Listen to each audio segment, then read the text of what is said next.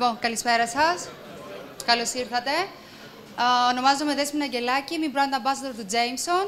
Θέλω να σας παρουσιάσω τον Jer Bucler, είναι ο Master Cooper του Jameson. Είναι βαρελοποιός 5ης γενιάς και θα μας μιλήσει για τη σημασία των βαρελιών. Θα μας κάνει μία επίδειξη βαρελοποιίας και βεβαίως θα ακολουθήσει ο Daniel Burke, που θα μας μιλήσει για τη νέα ετικέτα στην οικογένεια του Jameson. Είναι το Jameson Select Reserve.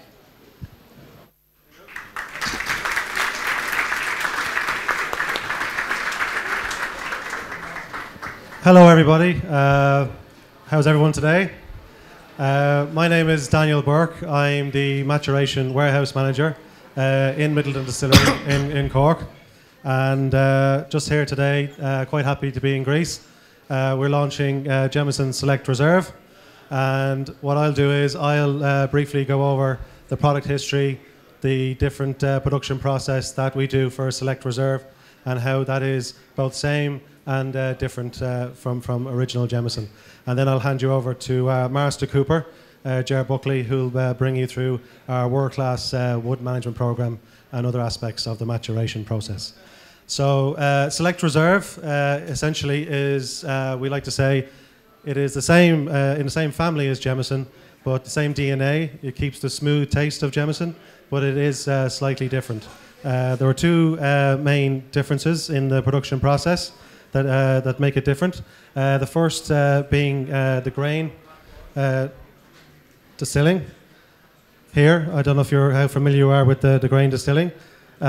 It is triple distilled in these stainless steel and the stills, and with a slight copper inside. It comes down with the high wines through steam. The alcohol is brought through 3 sections, and then very, very sweet, flavoursome spirit is brought through. But that is for original Jameson. It is tweaked slightly for Select Reserve, where the first part of distillation actually goes through the wash still on the pot side. There is still very flavoursome pot whiskey, matured in American Bourbon casks, and also sherry casks also. The second part of the process is the American Bourbon casks are extra charred.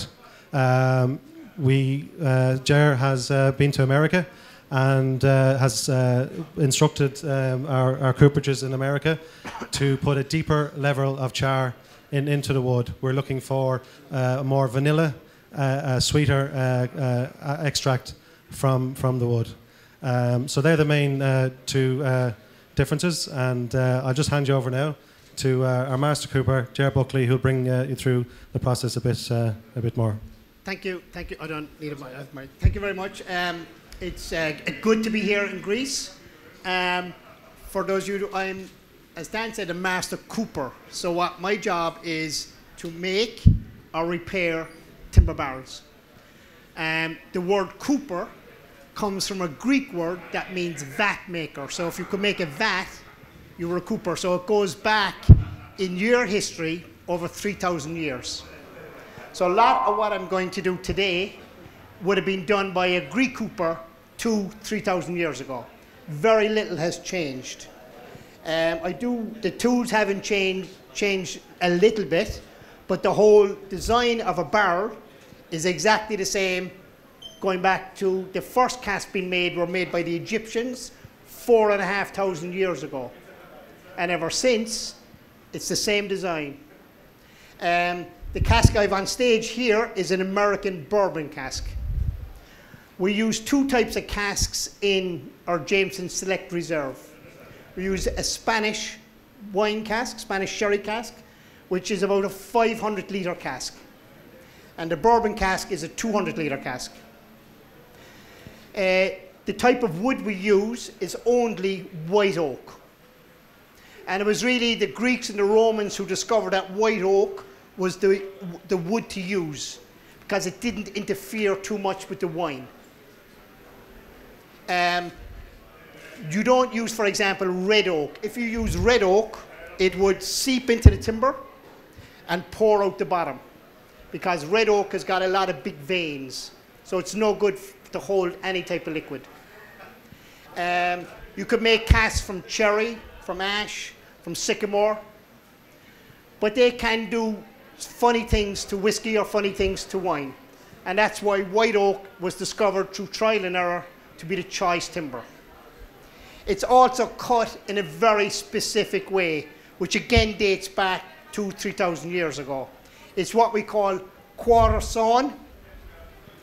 So if you take the ring of a tree, and you've all the rings going around it, literally the log is cut in half, and then it's cut into quarters. So you're looking to get the log, the board, with the rings at 90 degrees to the board. So if you take a board like this, the rings are going this direction. So that when you go to bend the timber, you have maximum strength. It's 2 times stronger for quarter-sawn timber than it is for plank timber. So plank timber is much weaker. So again, it was the ancient coopers going back 2,000–3,000 years discovered the way to cut the timber. It's a very expensive way to cut timber. You have a lot of waste. So your next board goes like that, with the rings going this way. Your next one like that. And you've got all this waste. So quarter-sawn oak is going to cost you 3 times as much as normal planked oak. But the byproduct you get from quarter-sawn timber, you get this beautiful grain. It's probably hard to see it under the lights, but you get this tiger grain, fleck, medulla rays. You'll only see that on quarter-sawn timber. So a furniture maker who wants to make very special furniture from oak will try to buy quarter-sawn. So that's what quarter-sawn is, literally cut into quarters. It's exactly done the same way today. There's no difference. So that's the wood. The other major difference is what happens between American wood and what happens between European, whether you're talking about French or Spanish or Italian casks, is that if you take a wine cask, like this is part of a sherry cask, it's not really charred. What I mean by charred is this big, deep burning of the wood. Okay? So for us in Ireland, for example, we have a long tradition of buying wine casks. We had a famous battle in Ireland when we fought the British in 1601, which we lost, as we lost every battle that we ever fought with the British. And we had a lot of chieftains in Ireland had to flee Ireland. And they ended up in France, they ended up in Spain, and they formed wineries. Like in Bordeaux, we have Lynch family, which goes back 350 years, 400 years, Bordeaux wines. So there was a big trade ensued between Ireland and France and Spain. And that's how a lot of traditional wine casks ended up being used by Jameson and other distillers. The same tradition started in the US, where casks that were coming up the Mississippi rivers, up the Ohio rivers, full of different products such as jam, flour, fish, meat, the distiller would buy the cask to use it in his whiskey. It was cheaper to buy a second-hand cask than to have new ones made. But if you have a barrel that has had fish in it, it's going to be really smelly. You've got to get rid of that fish smell. So you end up burning the smell out of it, which is very traditional, going back thousands of years as well. But with fish or meat, you have to burn much, much deeper. And you end up charring the timber. And it's an accident of history that the casks that had been charred, the whiskey tasted better and it matured quicker. So then the distilleries in the US now char all their barrels. And essentially what's happened is we've cooked the timber. We've cooked all the ingredients in the wood, the sugars, the vanillas, the caramels, and they release quicker into the whiskey. And that's what we've done with Select Reserve, is that we take out the tops of the cask after they've been filled once with bourbon, and we re-char much, much deeper. So we re-toast and re-char to cook the timber even further. So we get a lot of toasted notes, a lot of wood notes, a lot of vanilla in the Select Reserve. And it's one of the major differences. It's expensive to do it, but we want that extra vanilla and sweetness taste in Select Reserve. And that's what's been launched here today. You can taste some later and again upstairs. So that's the wood. The other thing that, for me, as a cooper, are the type of tools we use. I have a cooper's axe, and it's not a defensive weapon. It's not for fighting. It's for carving. So if you take your stave, your plank of wood, I must shape it. I must try to get it wide in the middle, getting narrower as it comes down, getting thinner, so that we have that concave shape, so that when I push down the hoops, it'll get tighter. The only difference between the hoops now and, say, 300 or 2,000 years ago is all the hoops were timber. Now we're using steel or metal. That's the only difference. So the first thing when you're making a stave is I want to carve it. I want to take some timber off. And I use a cooper's axe. It's only beveled on one side, so it's not for splitting wood, it's for carving. The handle is pushed away from the blade, so that when I come down the side of the timber, I don't clip my fingers. So it's not as awesome or as brutal as it looks. It's a very clever tool. There is no difference whatsoever in this axe and axes used to prepare wood 2,000 years ago. It's just a piece of metal folded over to form a handle. Except if you're preparing logs using axes, you have a much longer handle, so that you can get down the side of the log. And that's how all timber was prepared up to 300 years ago, was with axes. So you come down the side of the stave. It's hard to do it now. I'll try and give you some idea. And working your way down it. So I'm cutting across the grain.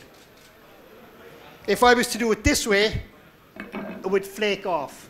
I'd have no control over the timber. So I want to cut across the grain with the axe, so I know how much timber I can take off. The same as a wood carver will always try and cut across the grain, so he can control what the timber is doing. The next tool is a cooper's adze. It's a very odd word, even in English, because it's a very ancient tool. It goes as far back as an axe. It's used to carve the top of the stave here. But it's also used in lots of other crafts. So if somebody wants to strip off bark off a tree, so you can work it back against yourself. So if you take an axe and I'll turn it this way, you've now got an adze. And with an adze, you can do far more things. For example, if you want to hollow out the seat of a chair, use an adze. If you want to shape wood, an adze is much better. If you want to hollow out a canoe, use an adze.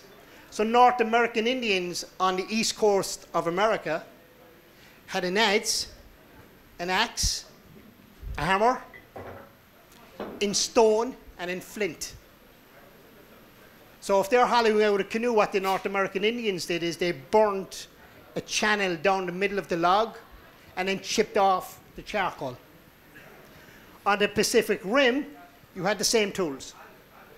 So if you're trying to make a canoe to get to Easter Island, use an adze. Except there were big adzes with big long handles to chop out that canoe. And the same in Europe. The same with Greeks and Romans and Egyptians, all had adzes. These three tools were very unique in that those cultures never swapped the technology. Europeans didn't go to North America to show the Indians how to use an adze. They discovered it themselves. And the same in the Pacific and the same in Europe. So they're unique in that they developed out of necessity, out of need. And I still use the three tools. as do some of the other crafts. So the three of them are going back in our history, man's history, well over 90,000 years in stone or in flint. So the only couple of tools that I can actually get on a plane, I can't bring everything that I have in my cooperage behind me. So you can see with the axe, this is a tool for planing the timber. It's called a jointer.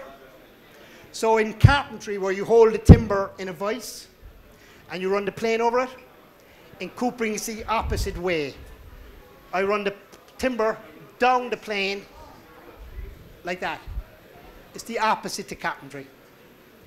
So there's very unique tools in coopering. The other thing with coopering is some of my tools are named after animals. The tool back here is used to pull back the stave so I can get at the inside, to use a rush or a reed, to use one of these.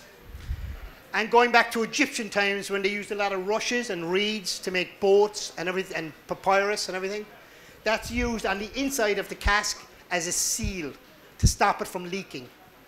So if I want to pull back the stave, pull back this vertical piece, using one of these, I call it a dog, because it's got two little ears on it. So a lot of the tools are named after animals. So the next thing I'm going to do is I'm going to take this cask apart to show you how a barrel is taken apart and repaired. No different to what a Greek cooper would have done 2,000 years ago. The only difference is the hoops are steel now instead of timber. But the essential shape is still the same. And the other tool that I use for that is this tool called a driver. Pushes down the hoops or takes off the hoops, so that when I use it, and what you don't want to do is miss. You don't want to hit your hand, but you want to hit it as hard as you can, to be as fast as you can, so you can repair the barrel. So look, we'll take it apart. This is, as I said, an American bourbon cask. There's not much room on stage here. So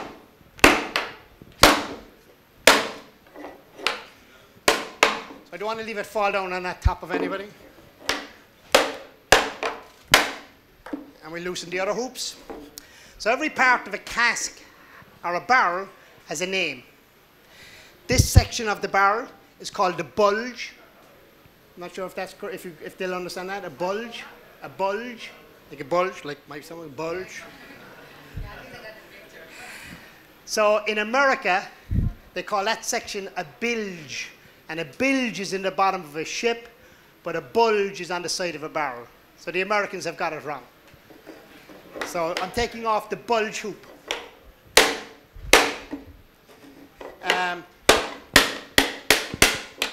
So the next hoop that I'm taking off, this one, is on this section of the cask, is called a quarter. So the quarter hoop. Those terms really only matter to coopers so that you know what hoop is broken, what stave is broken.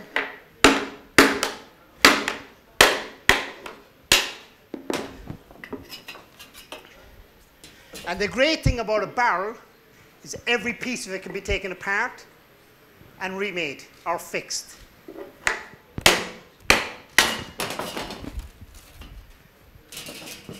So now we have the inside of the cask, the head. You can see the heavy char. We'll just leave that one there for now.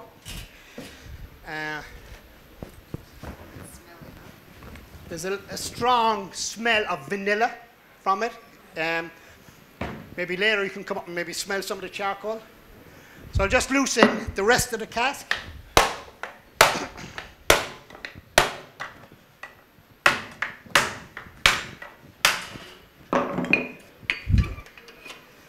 And I'll show you how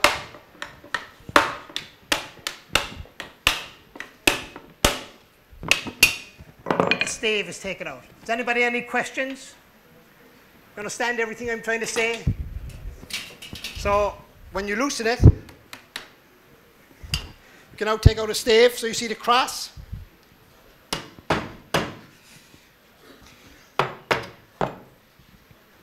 You can see the whiskey stain. So it penetrates into the wood about 20 millimeters. It's quite far, quite deep. So you can see how, and this is such a fresh cask, you can still smell the whiskey from it. And then I go away and I look for a replacement, and I check to see if they match.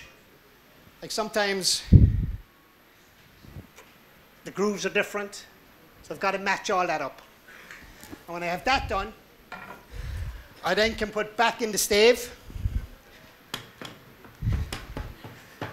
put back on the hoops, and remake it. But the other thing we can do with casks, which the Romans were very fond of doing, is that when they shipped a wine cask to different parts of the empire, when the cask emptied, they now had the empty cask and they want to get it back to where it came from, so they dismantled it into pieces, what we call a shook. And then when it gets back to the winery in Spain or in Italy or in France, they remake it into a barrel. And that's what I'm going to do now. I'm going to show you how we remake a barrel when it's gone back to the winery. So we can knock the whole thing. And then we go remake it. So we're going to get some help. So just to show you, so we have to gear you up. We have to make you like me with an apron. Okay. Let's try it. Except you're much prettier than I am, so. Okay. We'll tie the back of it.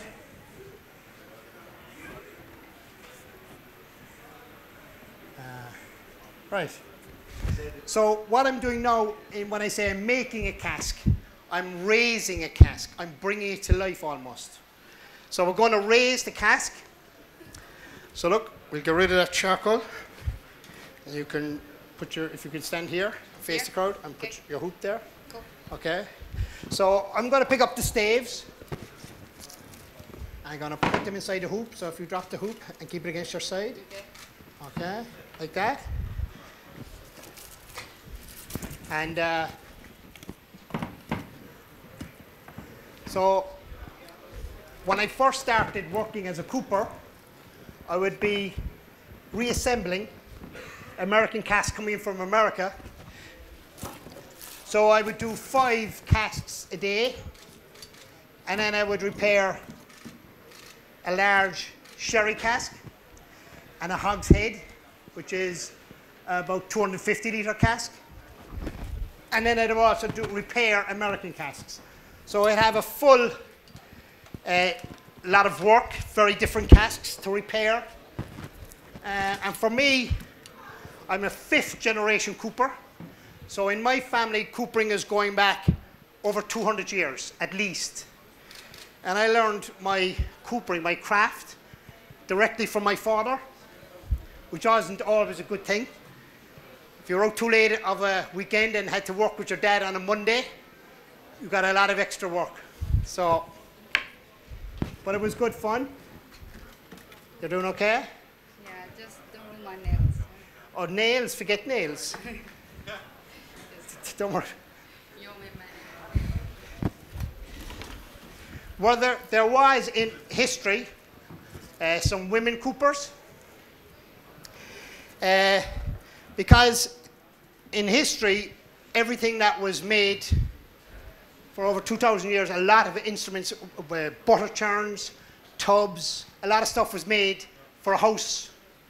And sometimes it's the woman cooper would make those items. The heavy coopering, the making of barrels and casks, would have probably been done by a man. So we nearly have them all standing up.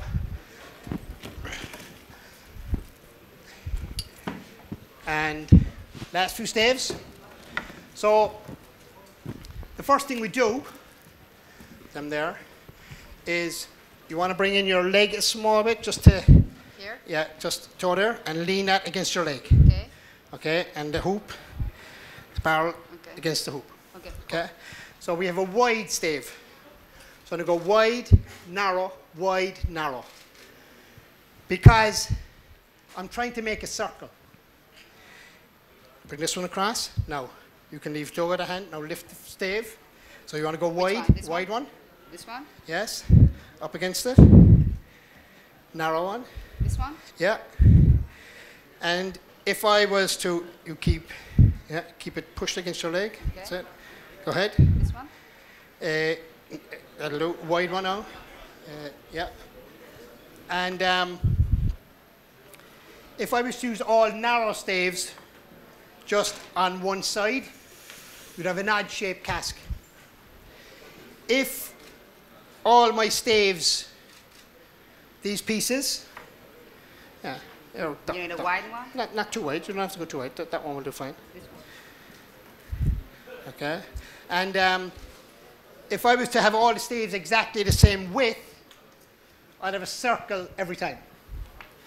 But then you'd have too much waste in timber. So you've got to use all the oak that you are given. So that's why you've got to go wide, narrow. No, wide, narrow. Okay. There's a wide. Yeah. Here, we'll put another narrow one and make it up. Okay. Here you go. All right. Typically, in a cask of this size, you would have maybe 27 staves. It's a bit different now because it's mechanized. But so the only measurement I would have for sizing my cask is the hoop. The hoop is the same size for every cask. Okay, we'll just a wide one. A wide one? A wide one. Let's hold this. Yeah. And keep it jammed up against your leg. Okay, and we're getting around. You want me to push it back? That's fine, I'll manage that. No, wide. Narrow. Okay. So there you go. So, usually speaking, it's a lot faster. So the other thing that's, if you just hold that stave there, so I'm not with your hands, now. if you just hold that stave, just hold it there for 2 seconds. This one? So the other thing that you must have, if you're working with wood and in a cooperage, is you must look the part. You must be dirty. Oh, that is great, really. And your nose. That's fantastic. Like, I thought Halloween was over. So now she kind of looks like a cooper. So right? So Okay, should I leave my leg here? yeah, you can take your leg away. Okay. And I'll, so that's it? You're done? Yeah. I'll finish off. Am I good, yourself, or not? Yeah, it's a bit. So I'll put in the rest of the staves. Thank you very much. Thank you. I'm leaving, that's it? That's it.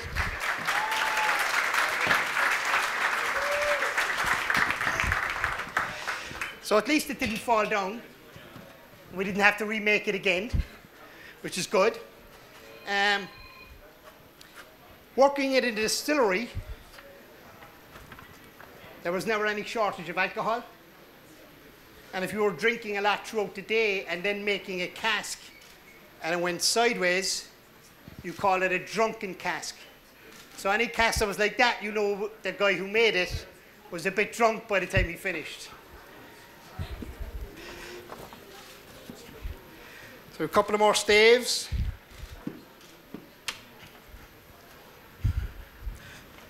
Last 2 single ones. If I was to leave a stave out, if I wasn't to put that stave in, the heads won't fit because I'm missing timber. So when I make a cask first, when I measure the outside, I measure with a compass. And so I measure 6 times. I go around the edge of the thing 6 times. So when they were making the columns for the Metropolis, they went around 6 times. So once they had the width, they knew to draw it, it had to be 6 times on a compass, which is the same as what I use. So that's how they would always get the columns the same size. So we're nearly there. I got a hoop on. The other thing is the rivets of the cask must always line up with the hole in the side of the cask, what we call the bung hole or the bung stave. So they always line up. And this one. Now, and then we can give it a bit of shake to try and get it back together a small bit. Then we can start tightening it.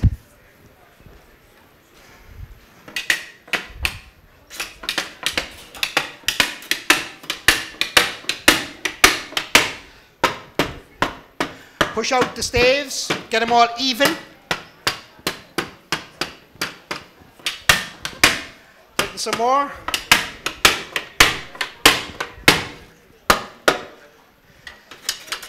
Now, the next thing I need to do is all these grooves need to line up so that I can slip in the head. So we tighten another small bit.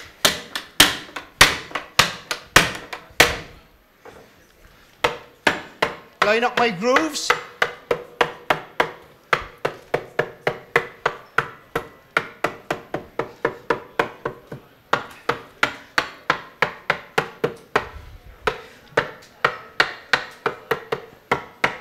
And once I have those lined up, fairly good, loosen a small bit, I can put in my head. So the next thing with the head is all these lines in the cask must line up with the hole in the cask. So that when you have your cask being stored in a warehouse where it's lying down, it's like that, the lines are always facing up. If you have the cask with the lines going across, the head will buckle. You must have the strength. So that when you have the lines like this, and the next barrel is on top of it, it'll be strong. And you'll always line up those lines with the bunk stave. Hammer. It's a little bit tight on stage.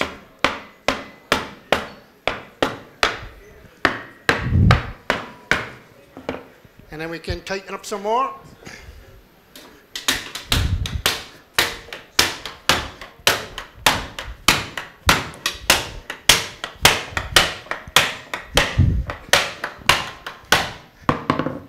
Too bad. Top hoop, cap hoop. Tighten that one up.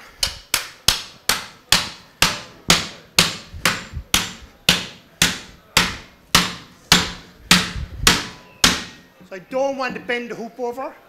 I don't want to come in like this and bend the hoop. So I make adjustments with my wrist every time I hit it. So there's even a bit of skill in hitting down the top of the cask.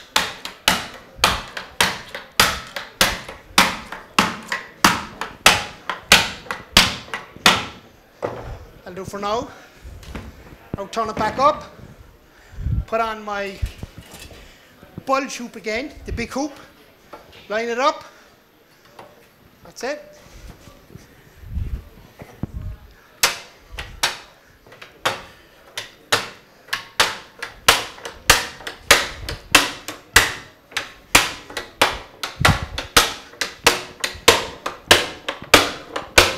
Tightening,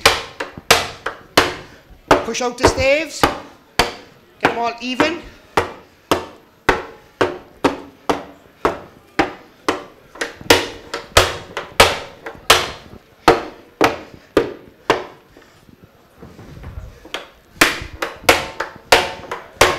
And a bit. From my quarter hoop.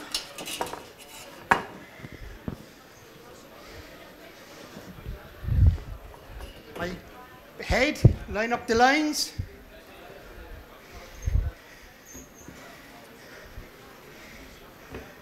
Now,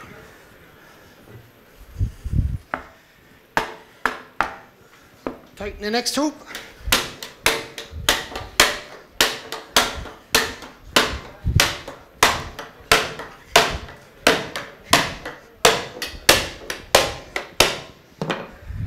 Next one.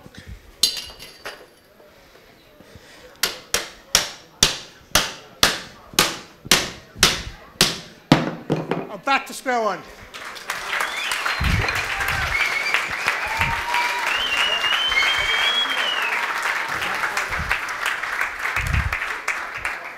There, fabulous, fantastic. I think there's whiskey to be handed out. You might have all got some. Is it gone out, Linda? Now for the fun part. So Dan is going to describe the select reserve in relation to Cask. So I'll hand you back to Dan. Now the part you've all been waiting for. We'll just go quickly through the tasting of Select Reserve. What we like to do in Ireland, we like to taste it 4 ways. You don't just taste it with your mouth. The first way is that you actually look at the whiskey, how maybe the cork has popped out of the bottle, how the whiskey is poured as you put it into the glass. The second time, if everyone can just put their glass to their nose, you might get butterscotch, creamy toffee from the American Bourbon casks, maybe some ripe apple from the sherry casks. Next, if you actually taste, you can still see it has the same DNA from the Jameson family. It's quite smooth. You can maybe sense the extra vanilla that Jerry explained from the extra charring process. And the finish is still that Jameson, quite mouth coating, warm, feeling smooth on your mouth. So I hope you enjoyed the presentation, and I'll just leave it to Jer. Just before we go, we'll make a toast, an old Irish toast. It's may the roof above us never fall in, and may we friends beneath never fall out. Sláinte. Sláinte. Thank you very much. Sláinte. Cheers.